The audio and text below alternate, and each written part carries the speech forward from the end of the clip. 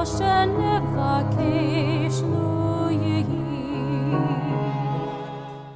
evening. You can wave. I saw some waves out there. Can't see you on the live stream, but welcome to Washington Hebrew Congregation. I'm Rabbi Sue Shankman, and I'm honored to share this moment with my friend and colleague, Rabbi Noah Diamondstein of Temple Sinai. Washington Hebrew Congregation, Temple Sinai, and the Jewish Federation of Greater Washington are proud to bring you this evening's event as we explore America's Jewish future, what's on the horizon. We, along with our clergy partners, are so grateful to all of you for showing up, whether you're here in our Kaufman Sanctuary or joining us on the live stream. Just over a month ago, Jews around the world sat around our Passover tables and shared the hope and prayer, Lishana Haba'ah B'Yerushalayim, next year in Jerusalem. At no time in our recent history have those words resonated more profoundly than they did this year.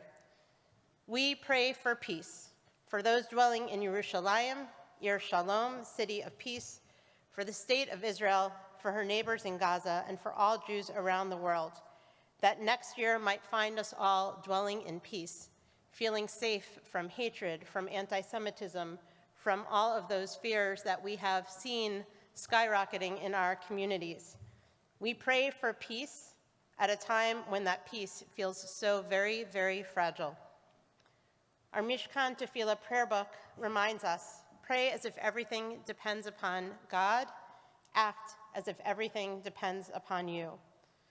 We are here tonight in solidarity as a community to open a conversation so that we might turn from prayer to action as we engage with one another on this important topic and thinking about how to create a community in which we as a Jewish community, along with our neighbors, feel a sense of safety, a sense of wholeness, and a sense of peace. Our evening liturgy imagines the peace that God can bring us as a fragile structure that could be blown over with a strong enough wind, a sukkat shalom, a sukkah of peace.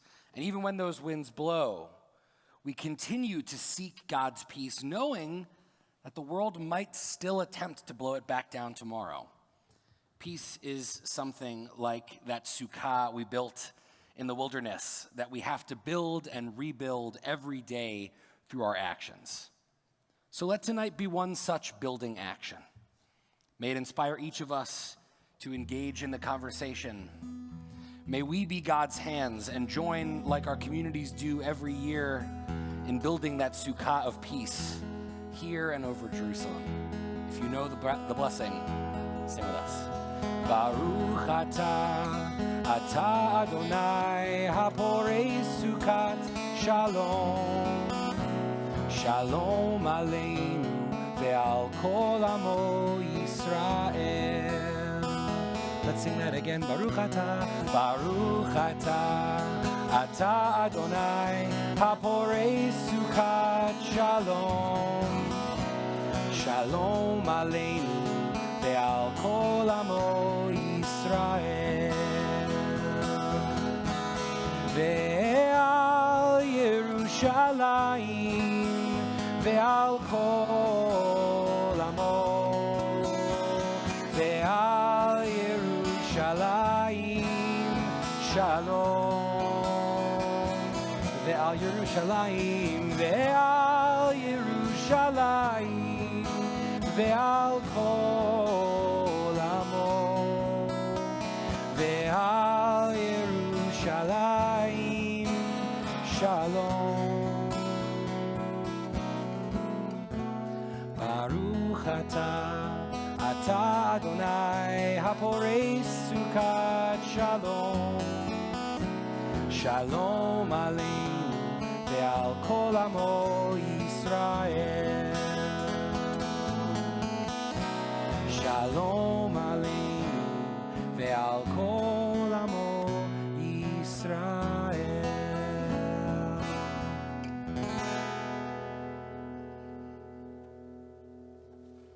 As we've asked God to watch over us, to spread a sukkat shalom, a shelter of peace, we think of that as an opportunity for us as a community to share our ideas, to share our thoughts, not just in this moment, but as we go forward after this evening, to think about how we make sure that every voice is heard and that we engage in respectful dialogue, loving dialogue that helps to create shalom, a wholeness and a peace in our community. Tonight's event would not have happened without the tireless dedication of our chairs, Nancy Duber of Washington Hebrew Congregation and Pam Kurland of Temple Sinai, along with Nancy's co-chair, Lanny Brewer, in absentia. I believe he's watching. And we are so, so grateful to them for their inspiration, for the idea behind this program, as well as their deep commitment and their tireless energy in putting all of this together.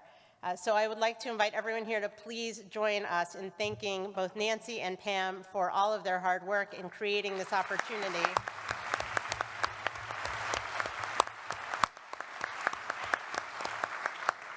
And we invite them forward to share and to introduce our evening. And again, Nancy and Pam, we are so grateful to you and your committee for all of your work on this event. Thank you.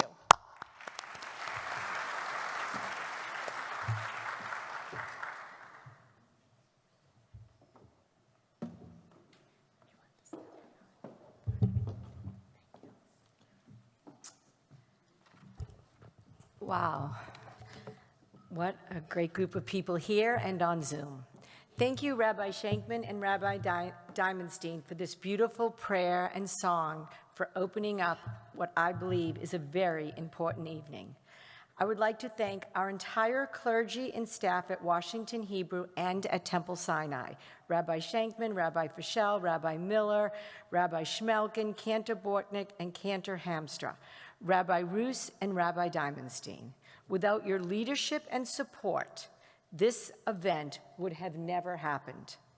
I'd also like to thank several staff members here at Washington Hebrew who put up with me, and that is Ori Hofer, Ira Miller, and Lindsay Feldman. Now I can welcome all of you to what promises to be a fascinating panel discussion on the future of Jews in America.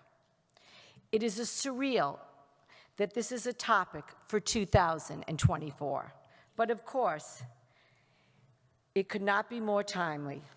We are very fortunate to have several of the country's top experts here tonight. Thank you. I'd also like to thank the committee at Washington Hebrew and the committee from Temple Sinai. They helped gather this amazing crowd, both in person and on Zoom, so thank you. I'd also like to thank Washington Jewish Federation for being our partner. They always seem to be a partner when we need them, and we needed them for this event. The committee will be gathering note cards from all of you, questions that you might have for our panelist. And now I'd like to introduce my co-chair and my new dear friend, Pam Kurland. Thank you.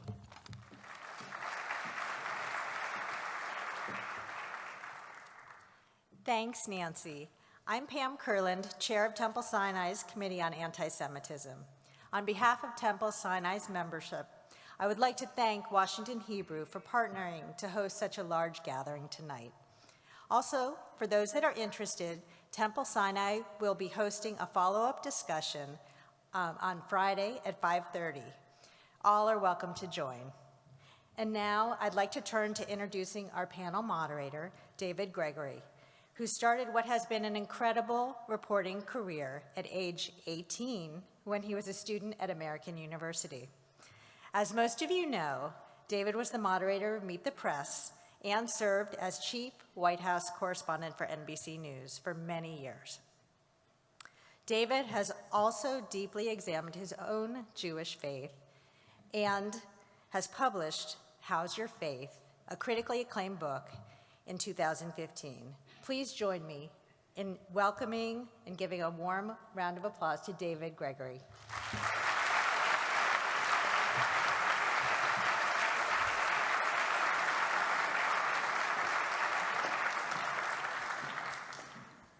I think I'll invite the panel to come with me too.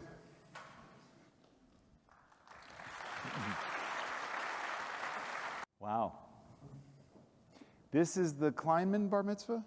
Is that, I just want to make sure I'm in the right room. The theme for this bar mitzvah. Yeah. When I was asked to do this, I was asked by a friend, the Curlins, Pam and Dave, to do this, and I had no idea it would become the Jewish opportunity of my lifetime. Every Jew I know in the DMV is here or on Zoom. I kid you not. I mean, I think my caddy is here. Ryan, are you here? He might be on his way. It's unbelievable. Thank you all for coming. This is obviously an important conversation. We're going to talk about the future of Jews in America. Not all Jews and not the whole future, but we are going to focus on the crisis that we're dealing with around anti-Semitism in America and around the world at a particularly difficult time. So let me just try to do one thing. One, I think you could bring my audio level down just a little bit. No? Oh, you want it up? Wow. Okay. Things are going really well so far. My son is here. David Gregory is here, which is a big deal. He's in the front row. Thank you. Yes, Jed. I've got his bio too, which I'm going to read. He may leave a little bit early. Nobody panic. It's not a rejection. It's just he has other things to do. I wanted to set some expectations and intentions, as our rabbis did, about what I'd like to achieve. I want to have a really good, constructive conversation about this moment that we're in. I think as a community, we would do well to name the crisis, to understand what it is we're going through, to have a deeper understanding as a community. But I don't think that's enough. I think we have to not just be satisfied with, as a community, sitting together and sitting in solidarity. While that's important, I think we need to understand how to communicate about what we're going through and what the world is facing in a constructive way, and to be able to communicate and speak about this across difference. It's not enough for us to be sitting around with Jews and to commiserate about what's going on. We have to be able to explain ourselves, and I hope there's a level of constructiveness that we achieve tonight.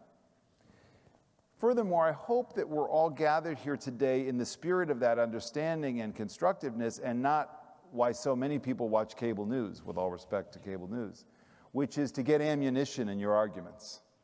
We cannot be in a constant argument about this if we're going to make progress, in my opinion. I want to talk about the moment that we're in, the challenges we face, and the road ahead. Those are kind of my broad themes.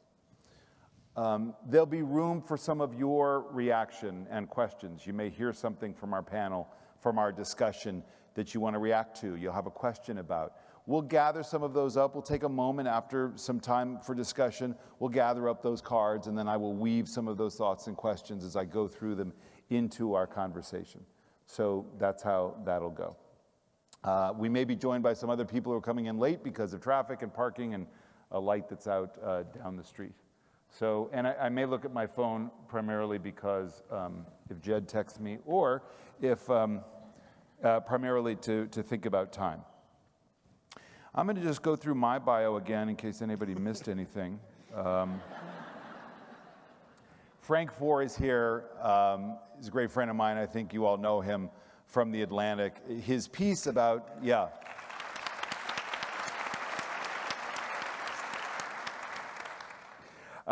his piece about anti-Semitism I read again today after reading it when it came out, about the golden age of kind of Jewish life in America passing by. And it's really important, if you haven't read it, to really kind of lean into it. You probably know he was the editor of the New Republic magazine before that. His most recent book is about President Biden, the last politician inside his White House and the struggle for America's future. Was an instant New York Times bestseller. He's also written about big tech and about soccer, and he'll have a separate panel discussion about soccer in the smaller chapel immediately after this talk. He's terrific on this and so many topics, and so we're really happy to have him. Pam Nadell is here. She is the Patrick Clanadon Chair in Women's and Gender History at American University.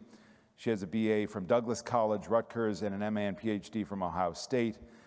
Her book, America's Jewish Women, A History from Colonial Times to Today, won the 2019 National Jewish Book Awards Jewish Book of the Year. And she's working on a current project most germane to our conversation, Anti-Semitism and American Tradition. So we're so happy to have you here as well, Pam. Yolanda Savage-Narva is with us as well.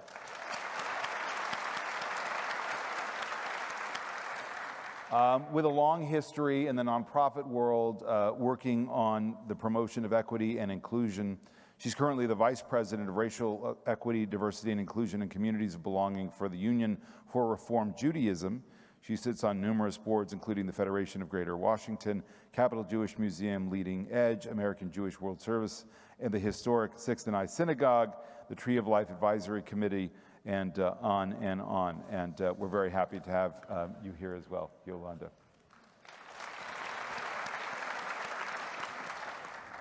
So I wanted to begin, as I suggested when we all get together, and Frank, I'll start with you. Can you define anti-Semitism in this moment? So in the 19th century, they used to talk about the Jewish question. And I think in the 21st century, when we sit around our tables and we talk about the Jewish question, is this good for the Jews? And just because something is bad for the Jews doesn't mean that it's anti-Semitic. But what anti-Semitism is it's these habits of mind. It's a narrative about Jews that goes back to the birth of Christianity, goes back even further than that, deeply embedded in Western thought, deeply embedded in Islamic thought. And it says that Jews are essentially, or the narrative presents Jews as a force that needs to be overcome in society. It tends to overstate Jewish villainy. It overstates Jewish control over society and in institutions. And it paints Jews as a force that are always using their cunning in order to advance their own interests at the expense of the public, at the expense of the common good. And I think a lot, when I say that definition and you look at the protests, you look at the fascination that the world has, the moral fervor that it has about this conflict, you can see a lot of these patterns start to reassert themselves and show themselves. When I look at this moment, what's so fascinating is the way, or fascinating and scary and deeply unnerving, and I think the reason why people are interested in this subject is because this thing that felt abstract, that felt bottled up, that felt like it just wasn't a main factor in the way that Americans talked about our society, suddenly has become something that you can see all over the place, and that feels intimate. I mean, my rabbi is my next door neighbor, and she was walking down Connecticut Avenue, and somebody rolled down the window and started shouting blatantly anti-Semitic epithets at her, despite the fact that she wasn't wearing any of her garb. Or at the foot of my street at Connecticut Avenue and Newark Street, there was graffiti that was spray painted equating the IDF with the KKK. And these are things that I never expected to see in my lifetime, and that's what makes it, that's why this thing that felt distant suddenly feels like it's looming, and not just looming over us, it's looming close to us. And Yolanda, that idea of this tendency to overstate Jewish power, and also putting it in the current context of, for a lot of us who grew up not really feeling anti-Semitism in our lives, this feels like a powerful moment. How do you define it in its current incarnation?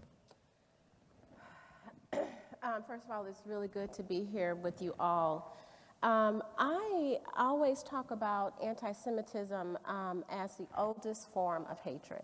And I start there as the core of my defining it. And I think anti-Semitism is something that is constantly bubbling underneath the surface all the time. And at different points in history, depending on what's happening in the world, depending on who's stoking the flames, it erupts. And I think at this moment in time, we are seeing a huge eruption of anti-Semitism that's coming from so many different directions. And people are not even cognizant or understand that what they're doing sometimes and what they're saying is anti-Semitic or hatred toward Jews. And I think that this moment in time has really exacerbated the feelings of anti-Semitism in many communities, and I think we have to really focus on how we're having conversations, not just in the Jewish community, but external as well, so people can understand that there are specific things, there are specific triggers that are anti-Semitic that they may not actually understand. But I really focus on the core of this idea of hatred and something that can move and shape-shift in different ways throughout history and has really surfaced in a way that has been volatile and very disconcerting to our people, to our country. Pam, build on that. What's different about now? How do you define the anti-Semitism of this moment? What's different right now is that it's coming at Jews from the right and from the left. And as you very nicely said, I'm writing a book on the history of American anti-Semitism, and I know that it starts in 1654, the minute that the first 23 Jews land in the United States, and Peter Stuyvesant pulls out all those old tropes, right? He says, you know, let's get rid of this deceitful race, such hateful enemies and blasphemers of the name of Christ. He calls them usurers. You didn't talk about the economic stuff in your definition, but what we're seeing right now, the way you said, like it's bubbling up, but it's the problem for right now, this is the historian in me, so forgive me for being a historian, but it's that it's always been part of American history. We think that we're living through a moment of discontinuity and rupture, but the reality is this is just part of what it means to be a Jew in America. It's just very loud right now.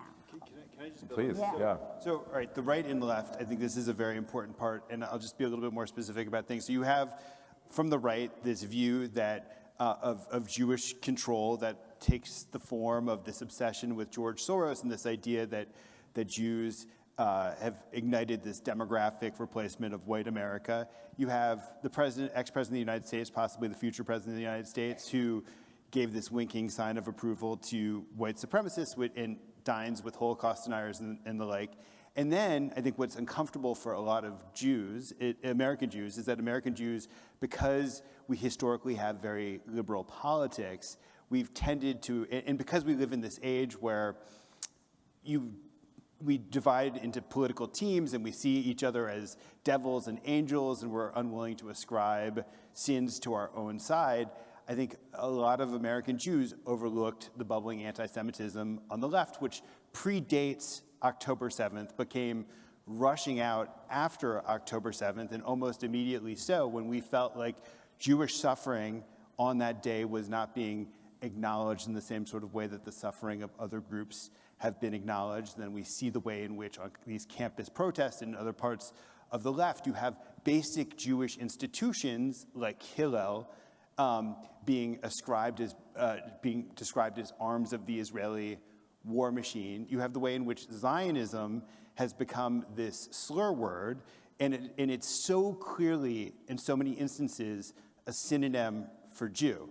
When protesters talk about Zionist control of media, Zionist control of institutions, it's hard not to see all the tropes that we've been described manifest. And Yolanda, white supremacy. I mean, what's coursing through college campuses, some of these college campuses, where progressives are leading the charge, it is essentially that there is a white supremacist power structure that needs to be dismantled. Jews, Israelis, the whole lot of them are being swept into that. There's a kind of Marxist overlay to this, there's a racial reconciliation, but there is this, in the general sense, a combating of white supremacy that is it's part of this brew. Yes, and I think that a lot of that comes from living under the context and the hierarchy in the United States. And there's not another example for people who don't understand what's happening in other spaces, that does not apply to Jews, that does not apply to Israel and Palestine. And that's that binary piece that I think is really challenging. It's either this or that. You're either in this camp or that camp. And I think that there has to be a lot more education, conversations, proximity to people on the left, to people in progressive spaces, to people who are in these social justice movements, to have these real conversations, to be able to tease that out.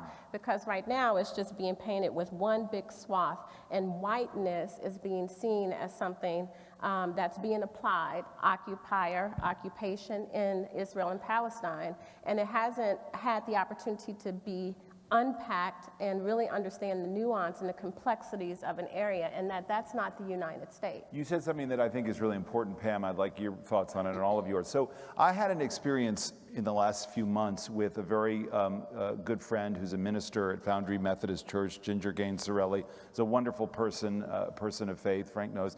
And I wanted to know what her, because my family, my wife and I are very supportive of the congregation there, and I wanted to know whether they had taken any stands on Israel and what those were. And part of our conversation was really just explaining to her, in the context of maybe what we're all feeling a little bit, I want to name how we're feeling in this moment. I said, you have to understand as Jews, there's a level of trauma about what happened on October 7th. There's then all the accompanying anti-Semitism that is rearing its head. And then there's the betrayal that a lot of Jews feel among their progressive friends with whom they stood, and now look at them and say, oh, sorry, you're a Zionist, you can leave the room now.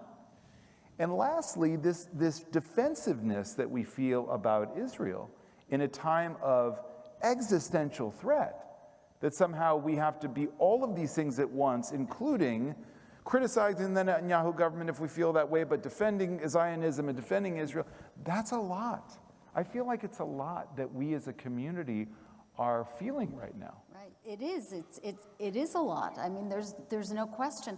But it's also these ideas, they were entering into the left in America right after the Six-Day War. I mean, this is when you see the Civil Rights Alliance collapse, and it collapses because of some of the things that SNCC and the other organizations are saying. I mean, and also you were talking about Christian allies just a minute ago, but the Christian allies also abandoned the Jews then as well. There are some that don't, but there are plenty that did. So what we're seeing is, I think, an exacerbation of something that's actually been percolating in American life at least since the mid-60s, if not earlier. So your golden age, I think it was actually much more disrupted than we're aware of, but we were blinded to it. And the only way that I even got into this and understood it is because I would start asking people, what are your memories of anti-Semitism? And every time I would ask somebody this question, they would tell me that they would remember things that happened 50 years before, and they would tell me as if it had happened yesterday.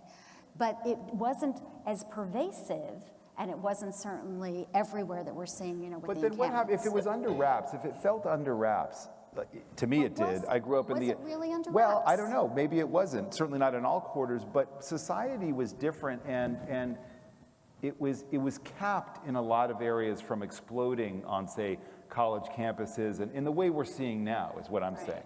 It was a kind of cap to it. If I could add to that, I think there's a little bit more kind of complexity to our allies and where people are right now. I don't know that I would say that people have abandoned Jews. I think that the narrative for people who have been in solidarity and in community with us has gotten much more complicated. And I know that people are out there and they're not quite sure how to navigate this area in a public way. I've had people come to me, Black clergy leaders, Black civil rights leaders, and say, we are with you, we are here, we want to support you. And that's not something that I think that is really mainstream. And I think right now in the media that we really see the people who are doing the most harm to us, but there are people who are out there, and I just want us to really think about that and lean in that sometimes people aren't as vocal as we'd like them to be with their support, but there is that support there. I think also going back to the civil rights movement and that period of time, that there was a relationship there that severed, and we really never talked about that. I think the Black Christian community and the Jewish community just kind of went in separate directions, and we kind of ebbed and flowed transactionally up until now. And I think some of the challenges that we're facing right now is that we did lose that connection with one another. We did lose the foundation of those relationships. And we have to really figure out how we work and how the Black Christian community and others who are part of the social justice movements come back together and have those really, really hard conversations that we're going to have. We have to say the word social media if we're going to understand why the constructive voices are drowned out. And part of that, we'll get to the intergenerational divide in just a moment, but one of the reasons, you know, things are becoming what they are is in fact, social media is a really bad place for a lot of people, my son's age and other young people, to somehow get some visibility into all this. I mean, without a doubt that the just kind of impoverished informational ecosystems that we all live in results in this highly polarized, disconnected view of reality that you see. But I want to just go back. Your description really of kind of what American Jews are feeling in your conversation with the Reverend, really it hits home for me, because I think that you were capturing, I think, a lot of the complexity that I think we all feel like we're wearing right now, that, you know, and we understand that there's something distinctive that as American Jews we're experiencing that other ethnic groups don't experience, whether it's, you know, Chinese restaurants don't get defaced because of the actions of the Chinese government. If you're a Jewish college student, you're being asked questions about, are you a Zionist? Are you not a Zionist? It feels, and it feels like this central part of our identities is now being defaced in some sort of way or distorted into a definition of what it means to be a Zionist that is such a vilified caricature that carries so many wicked connotations, that's so detached from the way that we think of our own identities, and detached in most ways from reality itself. And yet, as American Jews, our tendencies are, you know, by and large, have historically been liberal and continue to be liberal, and our feelings towards Israel are things that can't be stuffed into, you know, very neat boxes. American Jews believe in the two-state solution far more than the rest of the population. And when we look at what's happening, we do feel these, at least I'm speaking for myself here, and I have a feeling I'm speaking for more people, but I don't want to speak for more people, but you have this swell of emotions where you feel there is unfairness to the way that Israel is being portrayed by the world, and yet you have discomfort, or I have discomfort with the way in which the humanitarian situation in Gaza has been handled throughout the world. And one thing that anti-Semitism does, one thing that this moment is doing, is it flattens Jewish identity. It flattens the Jewish mind. It flattens who we are as Jewish people. Before I move on to some of the particular issues, in this definitional phase, what is anti-Semitism in this moment? How are we experiencing it? I have to kind of put this out here, which is, we've all had these conversations. People say, well, you know, look what's happening on campus. There's a lot of very rich and powerful Jews who have stood up, withheld money, been very public, very vocal, and used their influence to make change. During the civil rights era, when, you know, black folks were occupying buildings, fighting for their rights, there probably weren't a lot of blacks on the boards to say, no, we stand in solidarity with them and you guys have to fix your stuff. And I use that as an example to say we're seeing a lot of flex among Jews. And even as I say it, I recognize it for what it is, which is a trope. I am overstating the power and the influence of Jews, and yet we know of the power and the influence of Jews in the American government on both sides of the aisle. That's why Israel's typically been a bipartisan issue. So I want to name that because a lot of people think it, argue it, and feel it, and also undermine it as well, and understand the complication of that argument right now. Right. So, it's the problem with any kind of trope, any kind of myth that sometimes there's a grain of truth that's sitting underneath it, and that's what you're getting at. So what happened was American Jews did not always have access to the government. I mean, we have, congressmen in the 1930s reads the Protocols of the Elders of Zion into the congressional records. So they didn't always have that, but there has been a transformation. American Jews have used their access in many ways, and that's what you're seeing in terms of withholding funds to the college campuses, for example, but they're making their voices heard. But other groups have also made their voices heard when something happens on the campus they don't like. I was in that hearing in December with the presidents, and so I heard from Congress what they were thinking about. Discuss. I can quibble with a lot of the premises of your question, because I think that that's part of what I'm saying. As it relates to Israel, there's a sense that the United States relationship with Israel only exists because there's a Jewish Secretary of State, or that there were Jewish friends. But really, we're a nation that has national interest, and we have deep investments in a region where we are dependent on sources of energy, where we're engaged in long-standing, long-running proxy wars. We have a military alliance with the State of Israel that has nothing to do with... and you understand I'm quibbling with my own premise. I'm raising it to say this is, in fact, the trope, and yet it's I'm not going to bring up everything that people believe that are anti-Semitic, but that one is a strong one, the idea of inflated sense of Jewish power to address this moment. Right. Well, but and also, I mean, as we're talking, but there are these data points, right, that exist, and they're real, and you can't deny them. Right. There was an article in the Washington Post that really bothered me the other week, because it described a group of rich Jews in New York City who were exerting influence over Columbia University and trying to push Columbia University to take a position, or to push Eric Adams to take a position in clearing out. And that may have, those text messages in that group probably took place in the way that was described. And yet we know that when the president of Columbia University took the position that she took, and when Eric Adams took the position that they took, really they were responding to a whole variety of other factors, whether it was pressures from Republicans on Capitol Hill, whether it was trying to avoid the mistakes that other university presidents had made in the past, or whether it was actually just trying to have a campus that functioned and wasn't disrupted by... People behave but what anti-Semitism does when it exists is it elevates this idea of Jewish influence to where it becomes not just one factor among many, but it becomes the factor. But the problem is also that it's that focus on the Jews.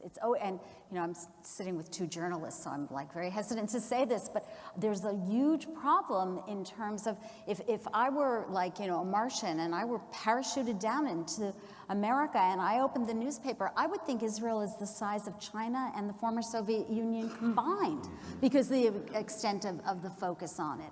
So that story was very disturbing. Why that, and why not something else? It's always that kind of honing back in onto the Jews. Yolanda, your thought. Yeah, a couple of things. Now, after you said that, and this intense focus on Israel, and I think about the rest of the world and all of the other things that are going on, the things that are going on in the Congo, the things that are going on in Sudan and Haiti, and these happen to be black countries. And there is not this intense focus on what's happening there. I think that's something to name in the proximity of all of this. But one of the things I wanted to think about, this idea of proximity to power in this country, I think for a lot of people who live in marginalized identities, they think about power and whiteness together. And if they don't understand that there are hierarchies in this system that has been created, then unfortunately there's a lot of kind of weaving in that Jews are white and Jews have access to power. And this is where a lot of the tropes, and I think a lot of what's happening in a lot of marginalized communities are coming from, because they cannot necessarily make that distinction unless they have real access, proximity relationships. So that's something that I think is a part of this as well. But it's also right. But a lot of these progressive on college campuses they're not out there protesting in favor of a different Haitian government or what's going on in the Congo or what's happening in China, even Russia. I mean, it seems like the whole world agrees that Putin's a bad guy, and nobody's forming an encampment to erase Russia. It's extraordinary. But Yolanda, but I still think your points are well taken, and I would add to that, let's not forget Christian America. You know, there's a fascination with Israel because all the Christians want the Jews there. You know, they're with us to a point. And so, but let's get them there, and let's make sure it's secure. And that's a huge fascination in our politics and our missionary work and all of that. Frank, speak about though, because I think it's an important point what Yolanda's raising about outsized attention, neglect of other stories, issues.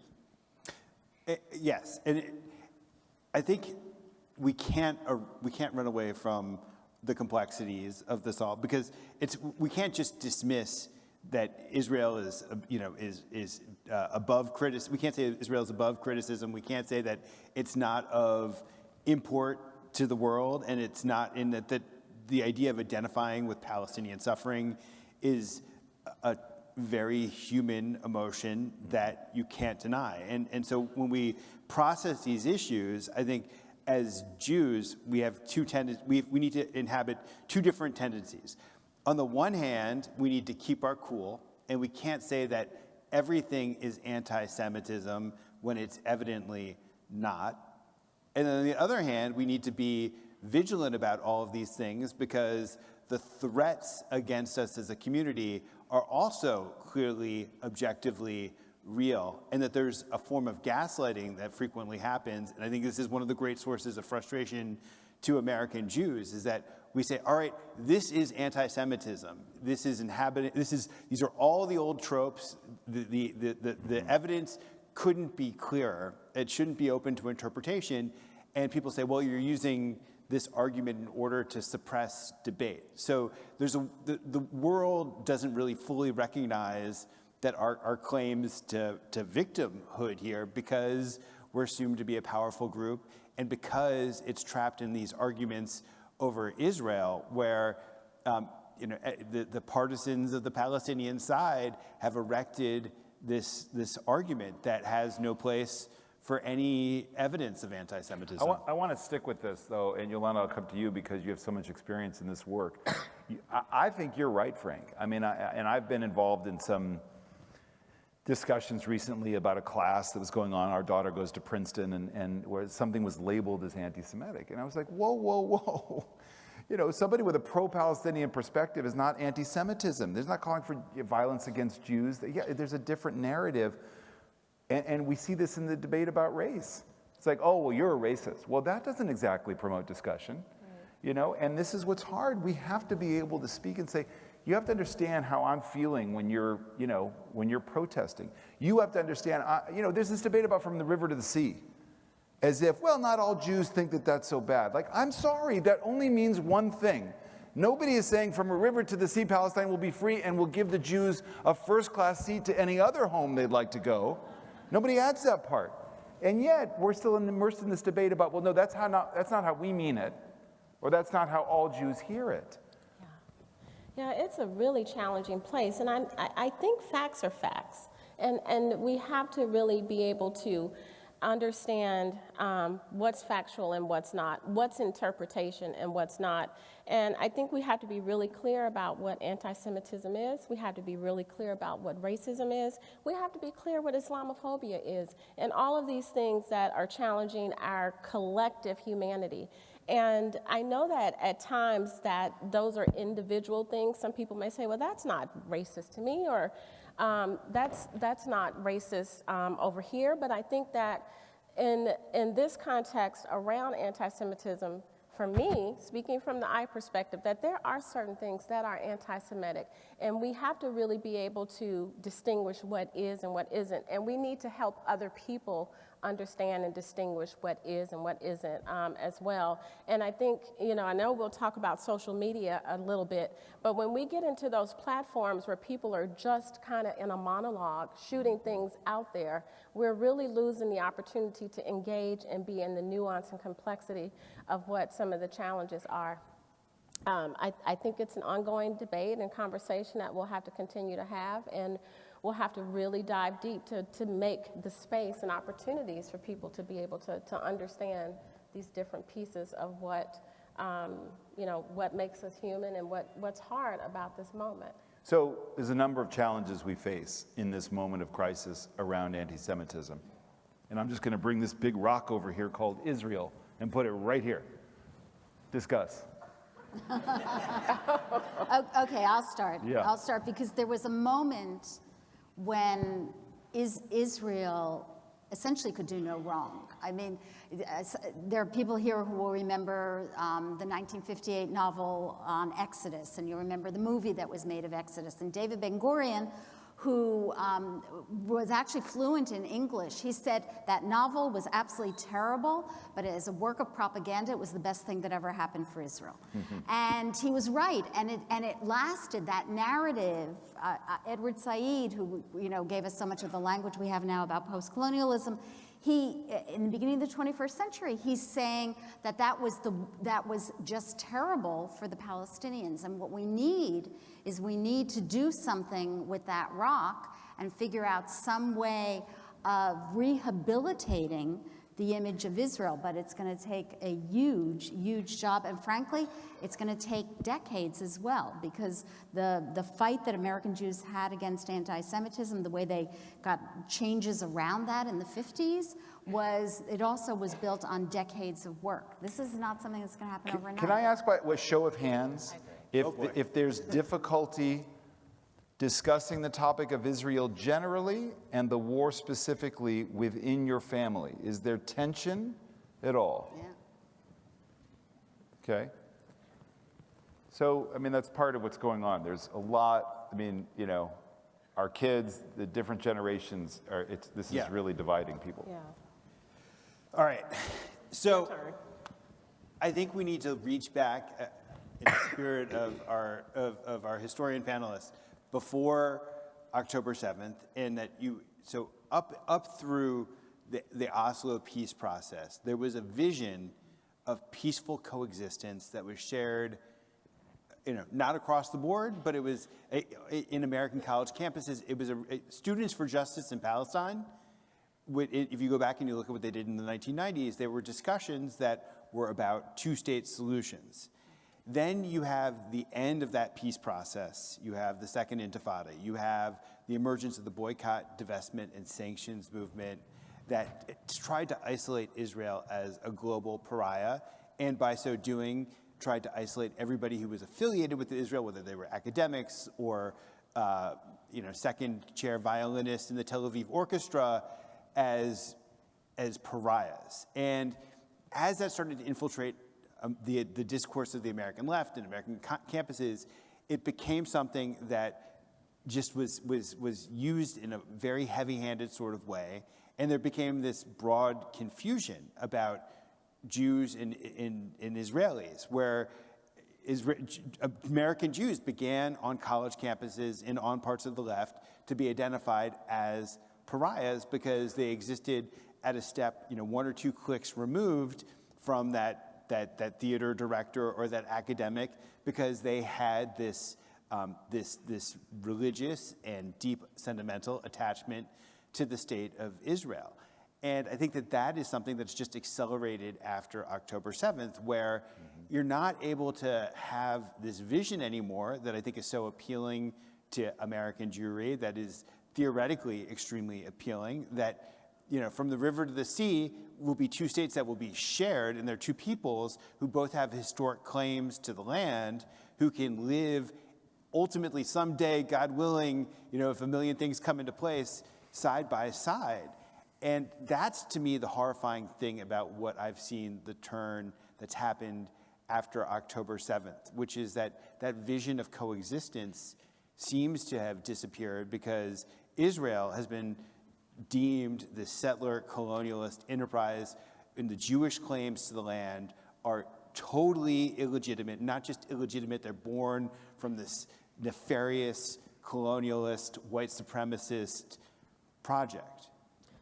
Yeah, I agree with that. I mean, that's what I'm hearing. I want to actually bring something in that I've heard in many settings from younger people, maybe I would say 35 and under, who have been educated in Hebrew school, Jewish day schools, have said to me that I feel like I wasn't given all of the information.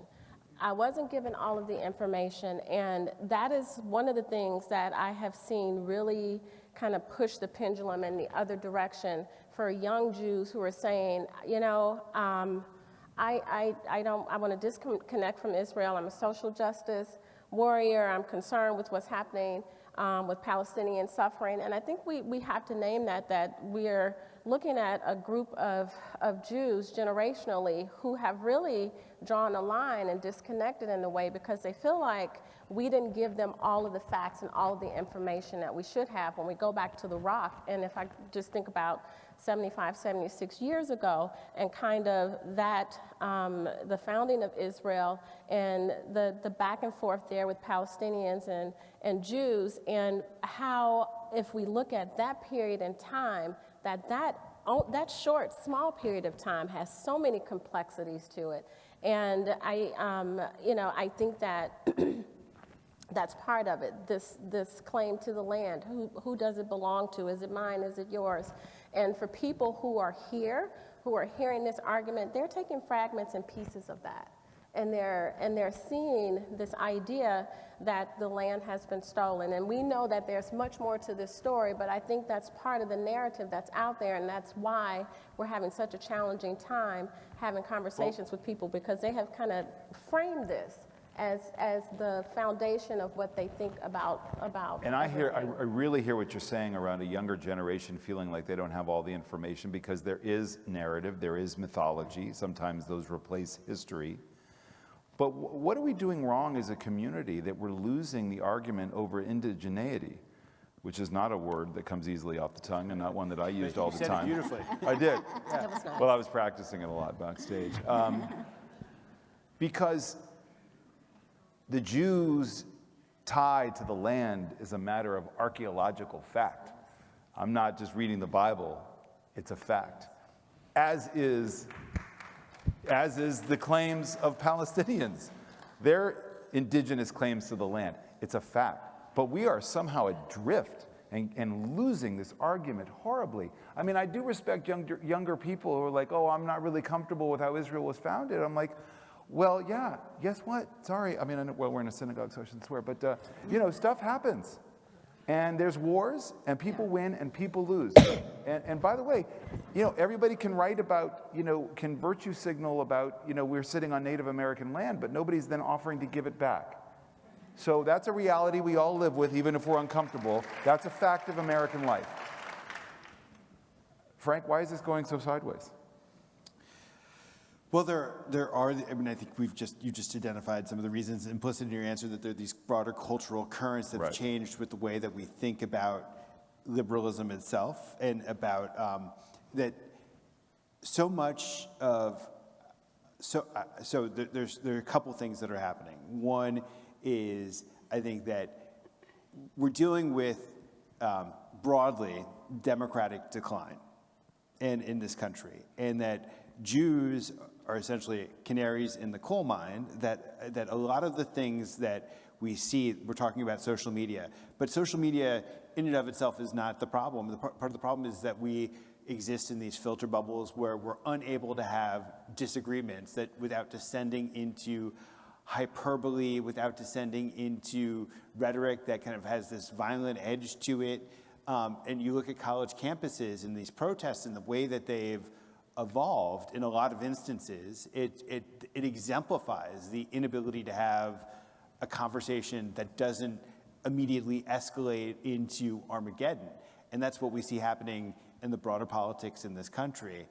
I think that the changing nature of the left and the way in which the intersectional left has, this left that's evolved over the course of the century, that puts this huge emphasis on identity, and almost demands that you have a party line position that you adopt uniformly, and that where the Palestinian cause has successfully been integrated into this this ideology. So you can't say, I just support Black Lives Matter. You have to say, I support Black Lives Matter, and I stand against the racist, colonialist, Zionist state. And so that's been interwoven into it all. So politically, that's been, and then we have to be honest about Israel, where over the course of the 21st century, Benjamin Netanyahu has been the prime minister of Israel. And Israel itself, after a certain point,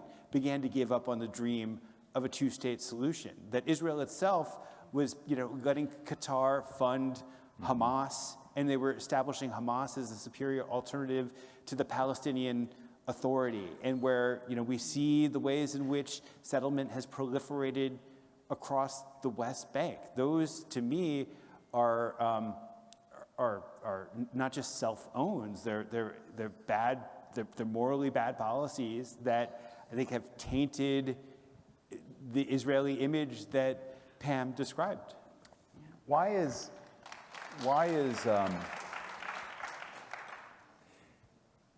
anti-Zionism anti-Semitism?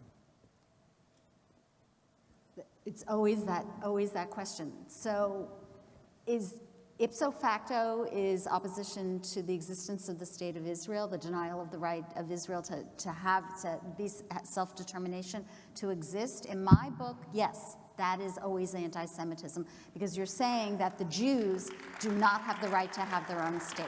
So you used, from the river to the sea, then there's the question of the interpretation. But, right before October 7th, Israelis, tens of thousands of Israelis have been protesting every single Saturday night all over the country against the government. Can you be, so Jews, we always like to be very fair, so we say, well, you can be opposed to the policies of the state. That's not anti-Zionist. You're opposed to the policy of the state. But, listening to your description, I'm so depressed. And I understand. What did I say? And I understand why. I have a daughter who's a medical resident now, and she's got friends who she can't talk to because, and some of them are not Jewish, but you know what? A lot of them are, and because they have said, I can't support Israel any longer. So if we as a people don't do something about Israel and about this relationship that we have with Israel, I really do think we're doomed in terms of the next generation. So, but I don't know whether it's your view or not, but I would like Yolanda to make the other case that why anti-Zionism is not anti-Semitism. Yeah. I mean, it's hard for me to make that case because I do think it's a very strong correlation. And I would also ask people to unpack what anti-Zionism is or what Zionism is. I think that's different things for different people as well. I often hear people say, I'm not anti-Zionist, but I'm not a Zionist. And what does that mean? So there's that area in between, I think, that we haven't We'll break really... it down. Let's break it down. That's why we're here. I think people say, well, why do I have to be here or here? I'm not a Zionist, and that means that I have complex feelings about all of this. It doesn't mean that I don't love being Jewish, and it doesn't mean that I have pride in who I am, but that does not necessarily translate to the kind of the bigger theme of Zionism or how people are defining Zionism kind of in the popular setting. And so I can respect where people can kind of hang in the middle here. To me, if you're saying you're an anti-Zionist, it means that you don't think that Israel has the right to exist, and that's an issue for me. That's anti-Semitic. And so I don't know that I can argue the other side, but I can. You argue the other side a little bit then. I can, because it's See not how many applause you get after this answer. I'm not being a troll. I'm not trying to, but I think if we care about democracy, one of the things we have to do is not impute motives to people we disagree with, and not just assume that when they say something that we find disagreeable or maybe even despicable, that they're doing it from a place of hatred or doing it even using these classical means of describing Jewish power. That I know a lot of people on the left who genuinely think that there could be a binational state that exists on the land where Jews and Palestinians can coexist within one government. Do I think that this is a plausible thing? Absolutely not. I think it's a totally quixotic dream that nobody's ever described to me how it can emerge. Do I think it would be bad for the Jews? Yes. But do I think that they're arguing this from a position of hatred for the Jews? Do I think that they're necessarily doing this in a way in which they're overestimating Jewish villainy or the like? No. I just think that they're well-intentioned people with dangerously pernicious arguments. You know, I keep asking myself, and I am very critical of Israel's leadership, not just its current leadership, but in general, Israel's leadership. My son often makes fun of me when I say this, but I love Israel, but Israel doesn't love me back. I am a theologically progressive Jew with a non-Jewish spouse and Jewish children. And I have to be subjected to the fact that Israel is going to tell me whether I'm a Jew or not and whether I belong or not. That's number one, right? But the other piece of it is I ask myself, what are the ties that bind? If you're a non-Orthodox Jew in America, I don't believe Israeli leaders of all stripes really care about us or what we think. And they've demonstrated this. And so, you know, the Holocaust was a tie that bound Jews in the diaspora, the Six-Day War, you know, Israel generally, but now I ask myself, what are the ties that bind? You know, what inspires a younger generation of Americans or anyone in the diaspora to say, yeah, you know, I stand with Israel? But the 80% of the Jews in the world live in the United States and in Israel. So if we see ourselves as a people bound to Jews around the world, we can't just send them out into the sea. Oh, no, that wasn't suggesting that was the other. That was the answer. But I'm asking you, well, what are the ties that bind? I mean, what should Israel do, its leaders, its civil society, and others, to help Zionism get its groove back? Yeah. Well, that's the problem. That's why the rock is sitting there. Right. I mean, we have to make the distinction between the Israeli government and the Israeli people. I mean, that's the tie that binds me. The Israeli people in the spirit of Israel, and how we work on making sure that the current government and the way things have been structured is not the way people view Israel. And I think that's what's happening, that there isn't an opportunity to really understand the beauty and the complexity of Israeli people, that what's loud and clear and has the most traction is the Israeli government. And watching the most racist government in Israeli history do things that are counterproductive to any peace process is really a challenging thing to see for me, speaking from my perspective, and I imagine other people as well, and that's what they're honing in on. We're talking about the challenges that we face in this moment that contributes to anti-Semitism. I want to remind folks that if you have notes, reactions, questions, in about 15 minutes, we'll collect those and weave those into our discussion, just to preview that. There is a view, Frank, you alluded to it in our conversation, that I think a lot of people in our community feel around the role of all of this work around diversity, equity, and inclusion, its impact on college campuses, on campuses in schools in our area, that the view that somehow that has been a driving force behind some of the modern manifestations of anti-Semitism. I hear a lot of Jews talk about this, and I don't totally connect to that argument, but there are parts of it that I do connect to because I can see where people are coming from. So one of the bases for Jewish success in America has been the invention of the system that we call meritocracy. So the idea that you had institutions in America that were monopolized by a bunch of Protestants that kept Jews out, and one of the ways in which those institutions, the doors of those institutions got knocked down and Jews were able to get access to those institutions and flourish in this country is because they stopped discriminating on the basis of who your parent was, and it became much more about your grades and your test scores, and that was a system in which Jews flourished. And so the DEI movement in America has, taken, in my view, there are some wrong turns that it's taken where, the idea of testing has come under not just like critique, but under a more radical sort of assault. And I I understand why Jews respond in that sort of way to that, and I respond in that sort of way to a lot of those movements. I look at some of the ethnic studies movements in places like California, where it really does feel as if, in the name of teaching about this wonderfully rich tapestry that is America, that it becomes a way of smuggling politics into the curriculum. And one of the politics that gets smuggled into the curriculum is an anti-Zionist line that ends up getting taught in places that are not courses about the Middle East, but are chemistry classes or something that's completely non-germane. And so I think that's an issue. I think, on the other hand, I would say that we are at this moment where we're very unnerved and we're very unsettled, and we're trying to figure out what's going on in American life. And I think that there's this tendency to both hunker down, and there's this tendency to disengage, and so that you may have people who you were once considered your political allies, and you hear them saying certain things about Israel, and the response is to turn away.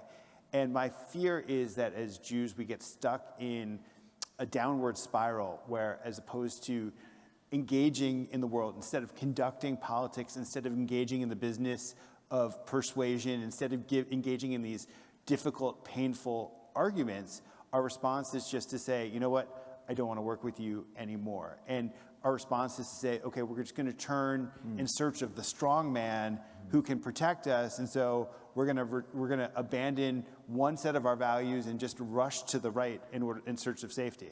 Let me hear from both of you, Pam. One of the things that I hear that I've experienced is the hypocrisy on college campuses around, it can be gay and lesbian issues, racial issues, where there's immediate action taken, but anti-Semitism is put into some kind of different context. Right. No, there's no question that there's been major problems, certainly in terms of how DEI, especially in some of like what we have at the university, your alma mater, a course for freshmen that clearly had serious problems. Right now, and I've been in conversation also with the head of the American Council of Education about this, we're looking at what we're talking about as DEI 2.0.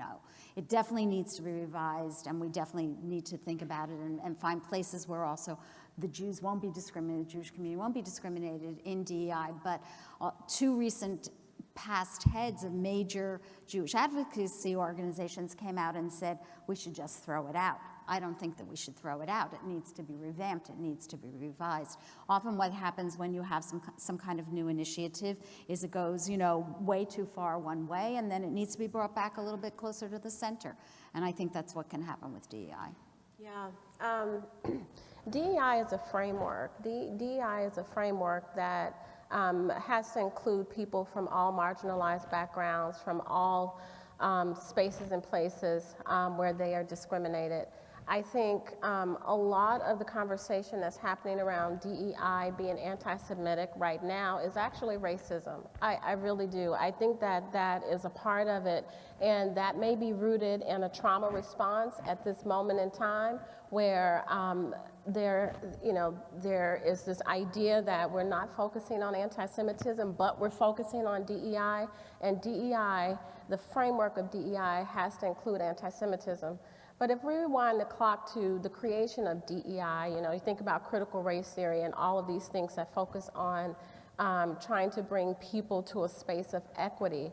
DEI was created in that vein in the 60s and 70s to really say, okay, we've created this legislation, then how do we move this forward and operationalize it so the people that we're trying to impact actually have an opportunity to benefit from this legislation. And so as we move forward to today, we do need to make sure that anti-Semitism is included, fighting anti-Semitism is included in DEI frameworks. It's definitely something that is a part of the work that we do in the Jewish community, but we need to also have those conversations and raise that awareness externally on college campuses and in other places. So how do we disentangle that? Because you talked about it being the response, being a more racist response, which I want to unpack a little bit, but I don't feel like it's productive to somehow, is the answer the comparative suffering? I don't think Jews want to say to people of color, well, you know, you've had it really bad. Yeah, but do you realize how bad we've had it? I mean, is that really what we want? I mean, No, I don't think so. And I also, because there's both and space, and I think that we have to acknowledge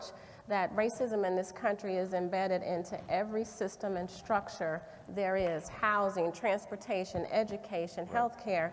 And so that racism is here, and it's in everything, and it shows up differently. And anti-Semitism is here, and it shows up differently as well. And we have to be able to understand how these two things animate one another, and to really dive deep into that. And so, no, comparative suffering is definitely not something that we have to do, but we have to acknowledge the impact of both of those systems that have been created. I want to encourage people to keep giving their comments, and you can give me comments as you have them. You can just bring them to me. I want to touch on the political moment, because that seems to be a big thing.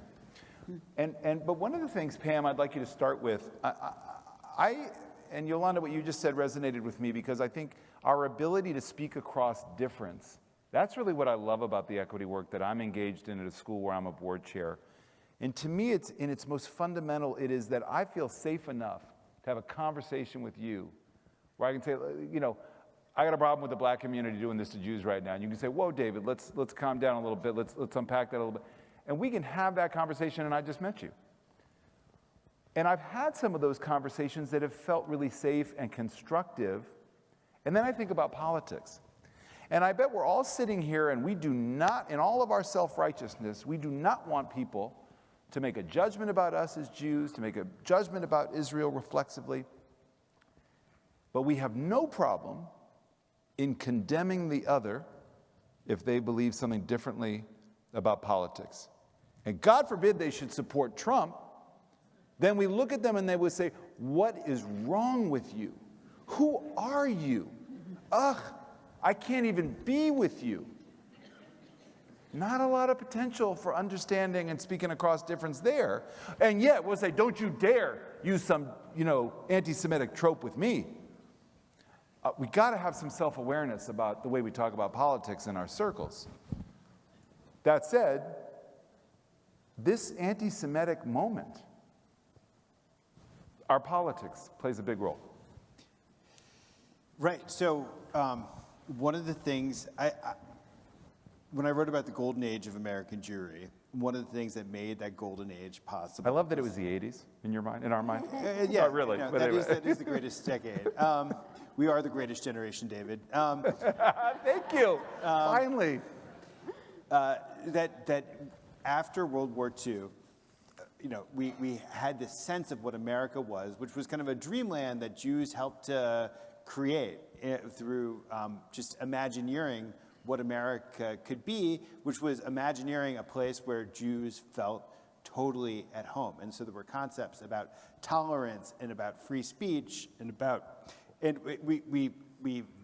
we wrote and we thought about this in a rhapsodic sort of way that was probably out of touch in many instances with the actual reality of America, because there were ways in which I think that vision minimized racism. There were ways in which we erased actually parts of the anti-Semitic character of the United States in order to think about this amazing country of ours. And in that spirit of liberalism, there was a politics that gravitated more to the center. There was a politics that erected a set of rules and an ethic about how disagreement could be productively channeled in our politics. And over the course of this century, that ethos, that consensus, those sets of norms and behaviors have broken down in rapid succession. It's part of the reason why we have the rise of these movements, this movement on the right, and it's part of the reason we have the rise of this movement on the left. And so when I think about the fate of American Jewry, I think we shouldn't be narcissistic about it and just think about it in isolation from the rest of our politics. I think that as synagogues and as institutions, Jewish institutions, the response should be to find a way to double down, to do the thing that American Jews have historically done, which is to set out to erect a better American nation that reflects the spirit of our values. And it feels very hard right now. it feels very hard. I mean, identity politics, we're now conforming to that too in the Jewish community. Not that we necessarily hadn't before, but in a very real sense after October 7th. Because the problem is we can't do it alone. Yeah. It's not up to us. I mean, we're 2% of the population of the United States. Yes, I think most of us vote, but you know, what are we going to be able to do on our own? But I want to pick up on something that Frank said, because you raised the issue of the right again. And there's a terrific scholar at Tufts University named Eitan Hirsch, and he's studied anti-Semitic attitudes among young people. And he says the most anti-Semitic group, now it is before October 7th, but the most anti-Semitic group of young people, like 18 to 35, are actually young people on the far right, and they're dangerous. I mean, they're dangerous in a very different way than an encampment is that says you can't get to a particular building. And so that is, and Yolanda and I both are working on the rebuild of Tree of Life. So this is very much in the forefront of our minds.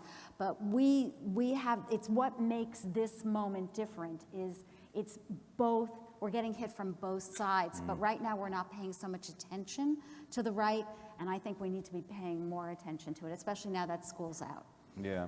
Yes. Just your comment on the political moment as its impact on this. Yes, I totally agree.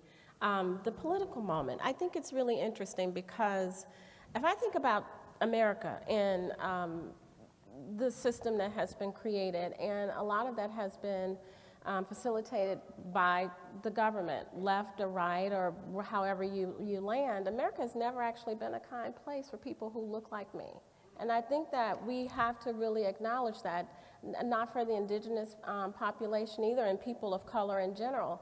And so this political piece plays into that in a profound way. And I don't know how to disconnect those things, because when I see something that's happening on the political right, I know that that's a direct attack on me as a Black woman, as a Jewish woman, and all of the identities that I hold. And so it's loaded and it's complex, and I have not been able to disentangle that at this point in time. And I know that it's important for us to have those conversations. I talk about creating communities of belonging all the time, and it's a place as an individual that I need to be able to navigate, to have those conversations with those individuals who have very, very different views. But it's a scary place for me. It's a scary place, and it's a triggering place.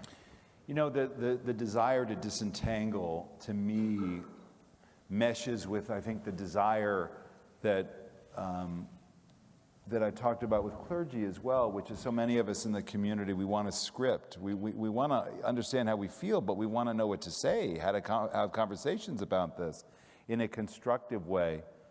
And so I want us to be thinking about that as we speak across difference, as we think about what now, what is the script, how do we move forward, because that's going to be the final part of our evening, as well as kind of going through the 4,000 questions that I've received. We're people of the index card, it turns out. Yes, we're people of the index card.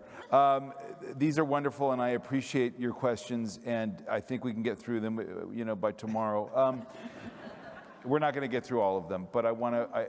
This one struck me. I'm a teenager. I've watched nearly everyone around me turn against Israel. How can I believe I'm correct against all these people I so deeply respect? I've begun to doubt my own morality. This moral question, which young people will grapple with on a college campus and elsewhere, becomes a tough question. How do you answer that, or begin to answer that?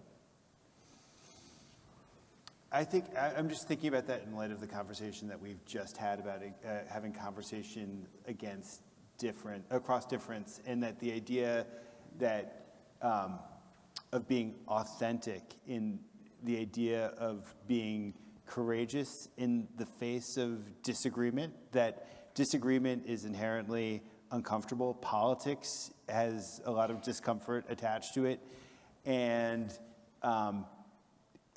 just the desire to retreat to the safe space where we don't allow ourselves to live within all of the different moral gradations that we know exist in the world, that it's become, so one thing that's so hard to, when you watch the protests and you watch the way in which, is it feels theological.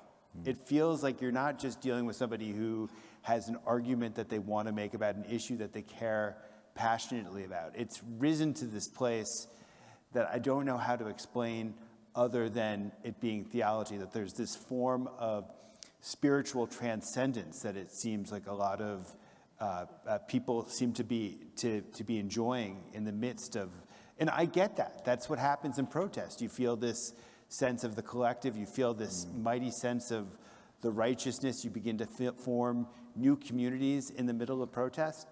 And that's scary if you're somebody on the outside and you feel like you're being targeted by the people who are on the inside experiencing this moment of theological bliss. You know, there's a good question here. How do we create a safe space for our children to have this discussion? How do we proactively capture a constructive narrative? There's this acronym that I love that is something that I need to think of on a daily basis called WAIT. Anybody heard of this? Which is, why am I talking? So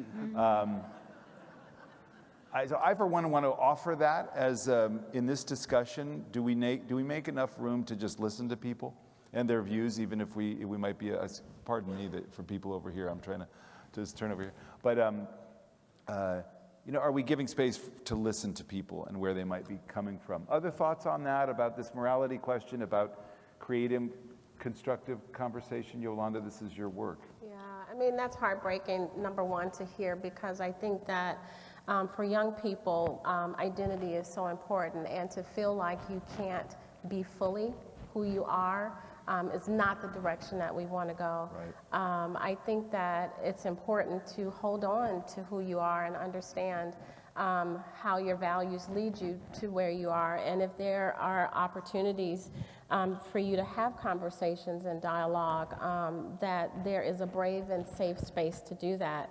And I know right now everything is so polarized and everything is this or that, but if we don't give our young people the tools that they need to actually be able to have these difficult conversations and to be proud of who they are, I think we are really going to be in a space 20 or 30 years from now that that we don't want to be. So we need to, as adults, really make sure that we're giving our young people that space to explore and be who they are. It's critical. And Pam, you're in the classroom in a university, and somebody writes, how do we begin the dialogue with our quote-unquote progressive children when they believe an alternative set of facts?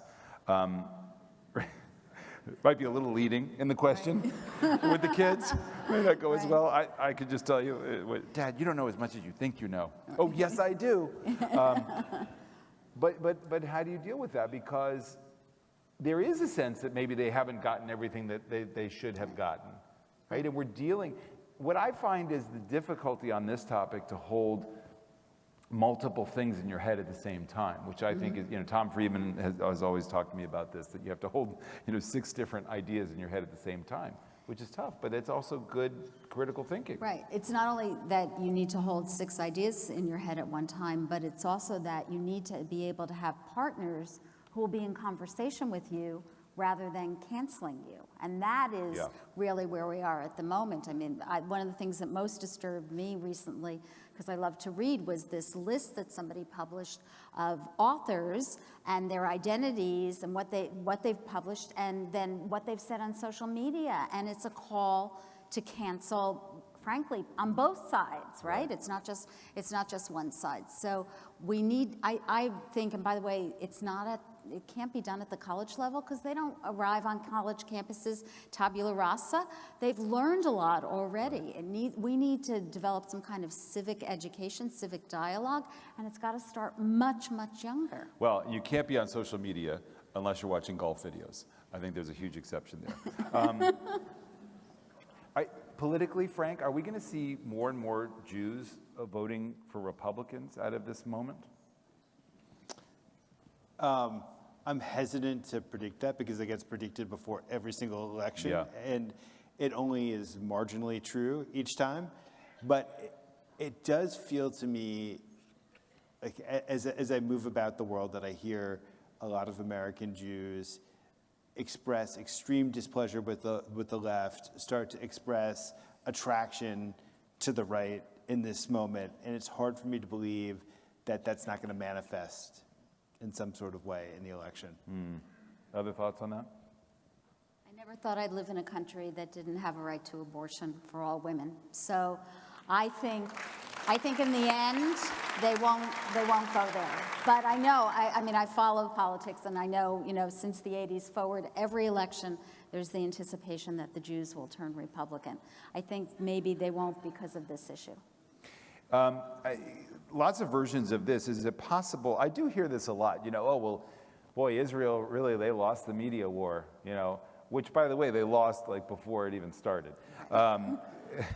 Is it possible for Israel to win the media war now or in the future? Yolanda, do you see it? That's an interesting question. I don't know. I think that there is a real desire to paint Israel in a certain way. And I listen to, and I won't name news outlets or papers I read, but I see things that are really skewed in a way that are not necessarily fair and equitable in the way things are being reported and shared out. And I don't know what we do about that, but I think that every message that goes out there that people are hearing, social media is definitely one, but the broader media as well, really plant seeds that are hard to uproot and change the narrative on once they're planted and they're out there. So that's what I'm seeing.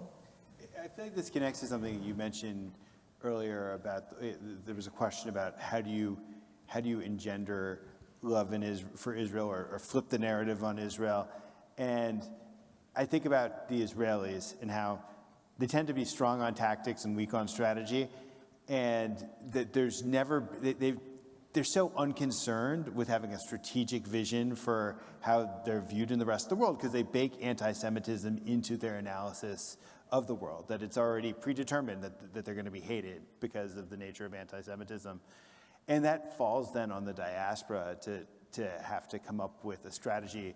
Because I got to say, if the goal was the delegitimization of Israel, you've got to say, the people who had that project, mission accomplished. That there's, it's no longer a bipartisan issue. It's no longer, it's become this vilified thing. And so, in order to reverse that, there needs to be somebody who has a 30-year strategy for re-legitimizing Israel. And one thing that I found so interesting in the last couple of years is at the same time that Israel was being branded a settler colonialist state and it was becoming, BDS was taking hold, you had this great renaissance of Israeli food in the United States. And that there are these other aspects of Israeli culture that are disconnected from politics, but also extremely lovable and things that people can connect with. And in a way, as Israelis become these like stick figure baby killers who embody every anti-Semitic trope, there needs to be a way to recreate Israelis in the public imagination as people who are actual people. And it means sometimes making very uncomfortable allies. And I think that this is something that there are people on the left, not everybody on the left has the most extreme version of it. There are people who are critics of the government of Israel who believe in Israel's right to exist and who believe that anti-Zionism is a toxic form of discourse. Those are people who the Jewish community may push away, but probably need to embrace as useful voices to have in the debate. Yeah, Yolanda, I just think about, younger voices engaging with Israel, with Zionism, what it means, and by Zionism, a pluralistic, democratic state of Israel that's not just a safe haven, but is a thriving democracy in a region that is absent said democracies.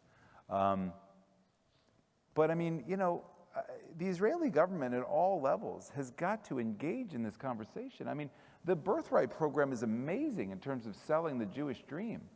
But at the same time, where are they? I mean, where are they?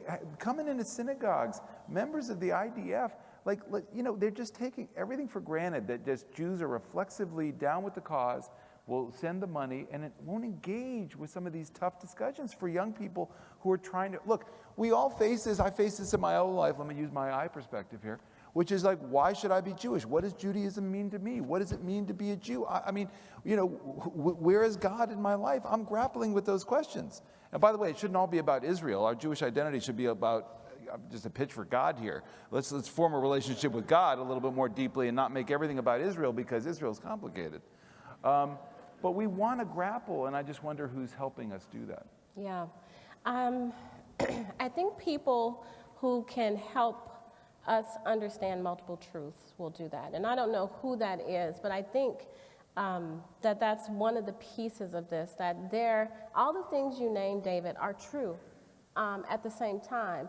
And how do we help people to really understand that there's a container of truths that's a part of all of this, and that we have to be able to figure out how to make our container big enough to hold all of those things. And I continue to be very concerned about our young people. I've had many, many conversations since October 7th with our young people who will they're done and they're moving on from the Reformed Jewish community. That's really scary to me. And they don't see that they have a space and a place where they belong. And I think we have to really hear them and understand how we are individually taking the responsibility and the accountability to create these multiple truths so that they can see themselves in that narrative. Because right now, they don't see themselves in the narrative. Other thoughts?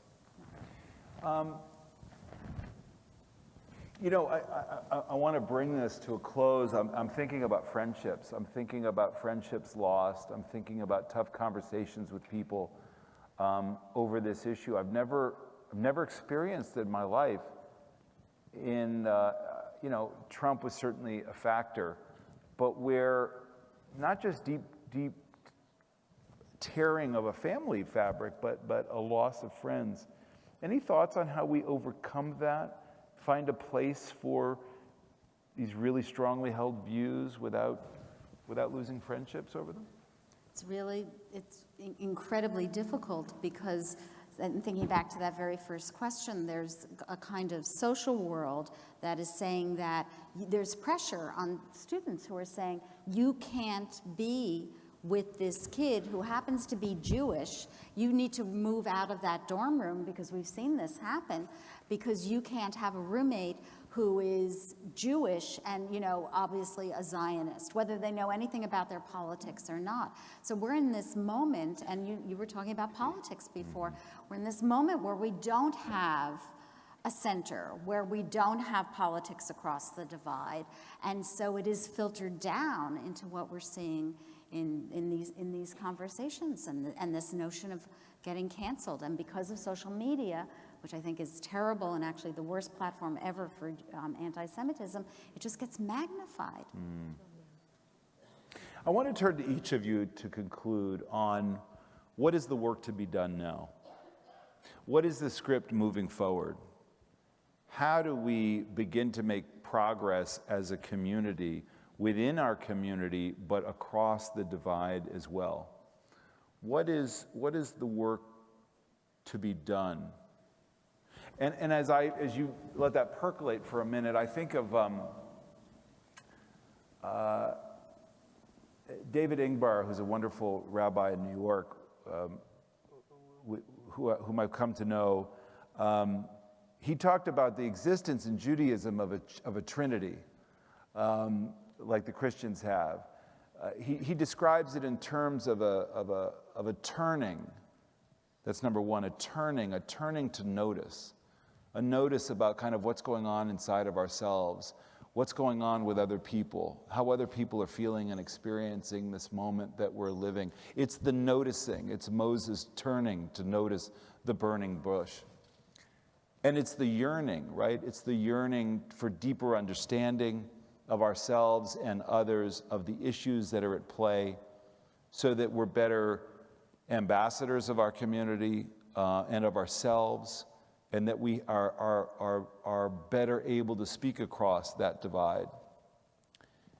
And And that there's faith in that there's a yearning for God and for that guidance and that relationship and that strength, which I believe in very deeply.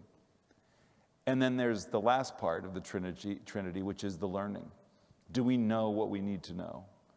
Are we going deep enough beyond our preconceived notions? Because if we turn and we yearn and we learn, there's maybe some good that can come, of this moment. So that's kind of what's on my mind about the way forward. Yolanda, where are you? I agree with the noticing and the yearning and the opportunity to learn and to really think about picking up the mirror and looking at ourselves and figuring out what our role is, what our responsibility is to shared humanity, and really relying on this idea of memory and imagination, that we have these very vivid, strong memories of who we are as Jews, who we are as human beings. We want to use that to imagine what the future can look like. And I think we're going to have to really, really figure out how we tap into our imaginations to do that, because we don't have a blueprint for this moment. And so we're going to have to create it. We're going to have to invent it. And I think we have that spark of divinity in all of us to be able to do that. Pam? I think that in terms of moving forward, the first thing is we need allies. We cannot possibly do this on our own. We actually, before October 7th, May of 2023, the White House issued a national strategy to counter anti-Semitism, a sign of how embedded anti-Semitism had become in our country. And that's a very powerful ally. But we need many, many more allies, and so we need to be reaching them, sharing our memories, sharing the spark of divinity that you're talking about. But that's certainly really critical. Frankly, I think that the American Jewish community has dropped the ball. The American Jewish community is playing what I would call whack-a-mole, and that, something comes up and we just hit it down, and then it keeps coming up and we keep hitting it down. We need some kind of organized strategy. We need to get the best people together to think about how we can do the things that we've been talking about. Turn around the image of Israel. That means working with partners in Israel, and how we can also, as a community, speak to those allies, but then also among ourselves. And it's going to take a long time. It took decades to change the height of anti-Semitism of the 1930s and 40s into what you were talking about in the 70s and 80s. But we need some kind of master strategy where we're all working together. And so, Frank, the man who's going to return us to the golden age of Judaism, what's the plan? So writing an alarmist piece that goes viral means that I've had opportunities to talk to a lot of Jews in the last couple of months. I've talked to a lot of the leadership of the American Jewish community, and sadly, I have to say that Pam's assessment is kind of meshes with what I've seen, where they're looking at this moment with a lot of fear and with some blinders. There is no big grand strategy that's being hatched for how American Jews can navigate post-liberal America.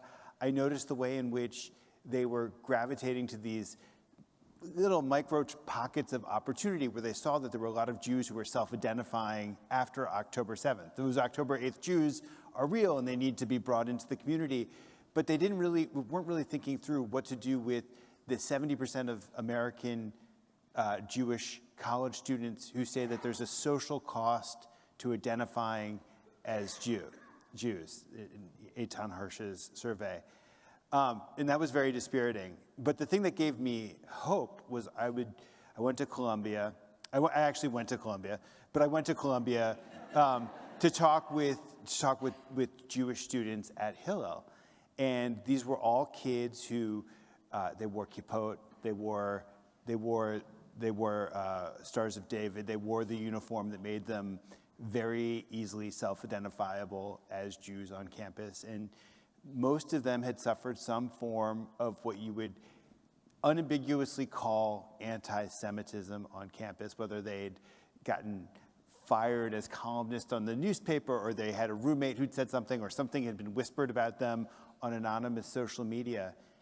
And what struck me and just made me feel a bit ashamed, but also optimistic, was the way in which these kids who were kind of on the front lines were not living in a world of fear.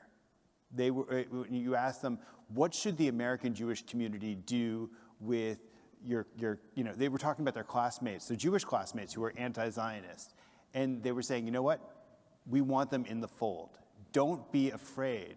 We need to have the most capacious, expansive, open-minded form of Judaism where there are people who have ideas that I find extremely disagreeable or noxious, but I'm not prepared to write them out of the community. And I saw the ways in which these kids who were dealing with people who were saying anti-Semitic nasty things about them, and they weren't retreating into their shells. They were out there, they were engaging, they were sometimes in people's faces, but they weren't living in a world of shame. And what I felt was, in this moment of fear, one of the worst things that could happen to us as a people is that somehow fear pushes us away from our values. It pushes us away from all of the wisdom that's embedded within our text, and it causes us to be a people who we are not. We can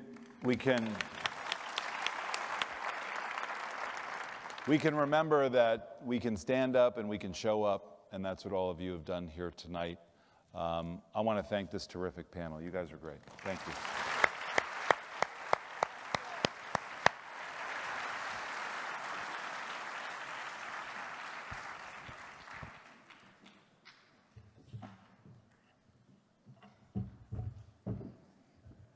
So before you go, we want to take a moment to, once again, to thank David and Pam and Yolanda and Frank for everything that you shared. We also want to thank David for handing over all of your questions. This is a beginning of the conversation. We have a lot to talk about, and we look forward to sharing that with you within both Washington Hebrew, Temple Sinai, through the Federation, and out in the community. Some very quick thank yous. We do want to thank, once again, Nancy Duber and Pam Kurland and committee members,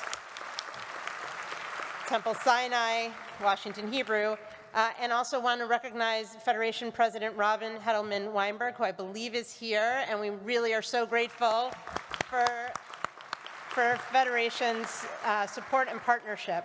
We also want to thank Perry Burka and Jeremy Mann, who are making sure that everyone can follow the conversation. Thank you to our interpreters. Please thank our staff and the officers for keeping us safe as you head out.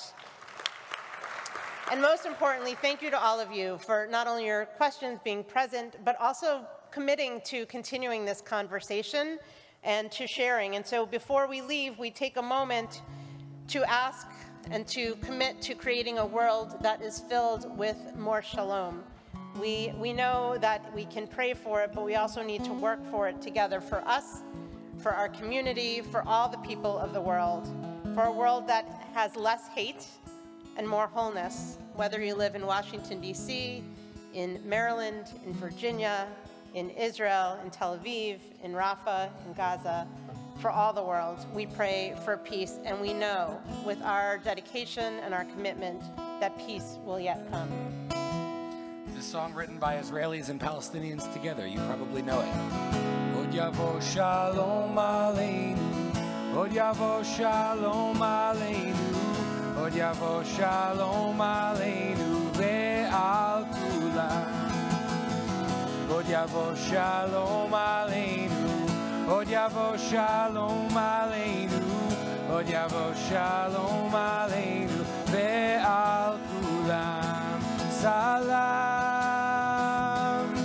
aleinu ve'al kol ha'olam. Salam, salam, salam aleinu ve'al kol ha'olam. Salam, salam. Od yavo shalom aleinu. Od yavo shalom aleinu, od yavo shalom aleinu.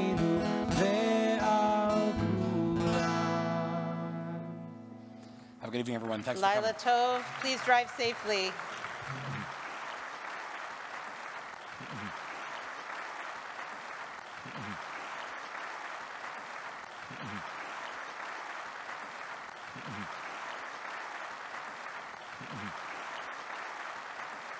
Mm-hmm.